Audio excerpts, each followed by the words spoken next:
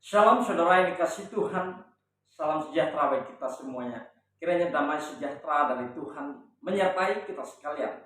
Nah, saudara-saudaraku yang dikasih Tuhan, pada kesempatan yang berbahagia ini, saya coba untuk memberikan tanggapan saya atau respon saya terhadap Bupati Ane Ratna Mustika, yaitu Bupati Purwakarta, di mana dalam aksinya yang sedang viral beberapa hari yang lalu bersama sekelompok masyarakat, seperti yang sudah kita tahu bahwa mereka melakukan penutupan gereja, ya, yaitu gereja GKPS ya, yang ada di daerah Purwakarta.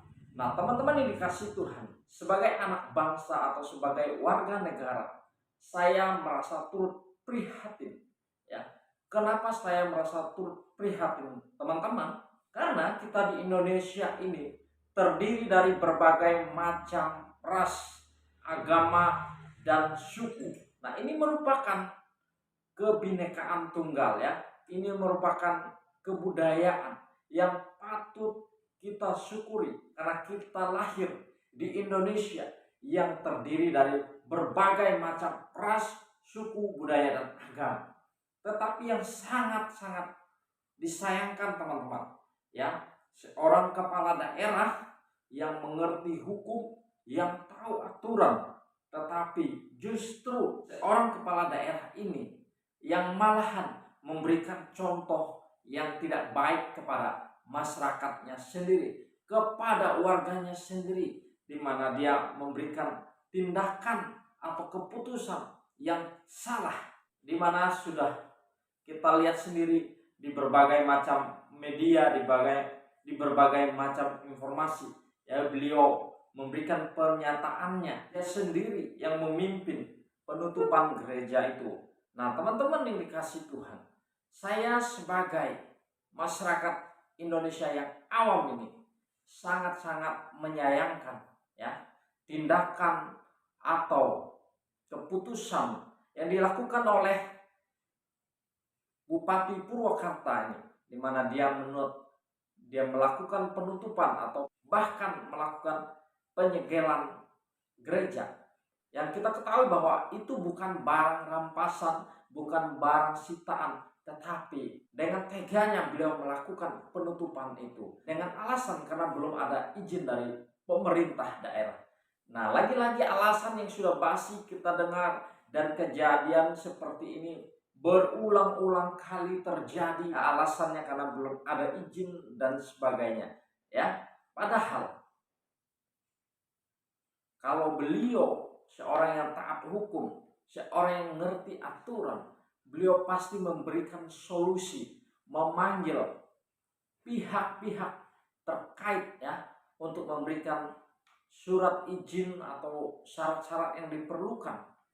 Jadi tidak perlu melakukan yang namanya penyegelan atau penghentian dan sebagainya. Nah, ini adalah tindakan yang merusak, ya, Undang-Undang Dasar Negara Republik Indonesia. Seperti yang kita ketahui bahwa setiap warga negara, siapapun orangnya, ya, berhak menjalankan atau melaksanakan ibadah menurut keyakinan masing-masing tanpa ada paksaan dari pihak manapun. Tetapi seringkali yang kita lihat terjadi, banyak sekali masyarakat atau kepala-kepala daerah yang ada di Indonesia ini belum memahami arti bahwa setiap orang yang ingin menjalankan ibadahnya dijamin oleh undang-undang. Mereka lebih mementingkan egonya, mereka lebih mementingkan kepentingan pribadinya, mereka lebih mementingkan kepentingan sekelompok orang. Tetapi mereka tidak tahu akibat dari tindakan yang telah mereka lakukan ini. Nah, saudara-saudara atau teman-teman yang dikasih Tuhan, saran bagi kita semuanya ke depan, ya, kita doakan supaya Indonesia ini lebih damai, Indonesia ini lebih bebas, lebih menghargai keyakinan antar umat beragama.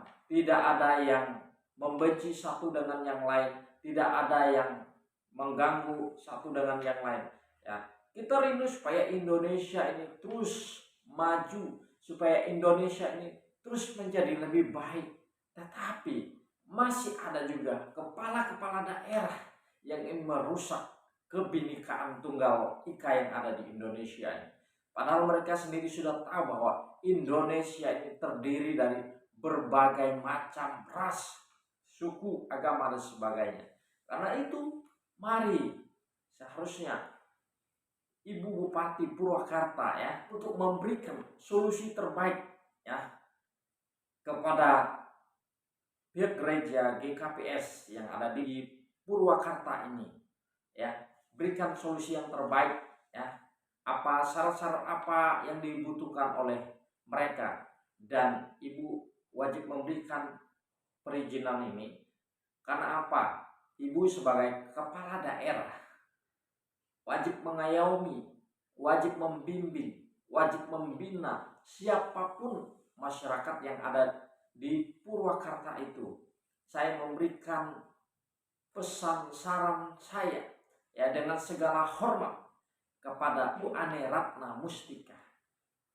Ibu sebagai bupati yang ada di tempat itu, sekiranya Ibu memberikan solusi yang terbaik kepada masyarakat, khususnya kepada orang-orang Kristen yang ada di daerah itu yang ingin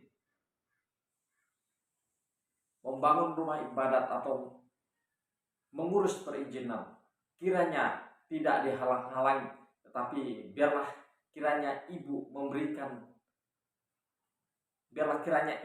memberikan izin ya, supaya ada keadilan, supaya tidak terjadi kesalahpahaman. Pelajaran bagi kita semuanya ya, siapapun kita, dari apapun kita, dari suku manapun ya, kita tidak boleh mementingkan ego kita. Kita tidak boleh sombong, kita tidak boleh iri hati, dan kita tidak boleh menganggap diri kita paling benar.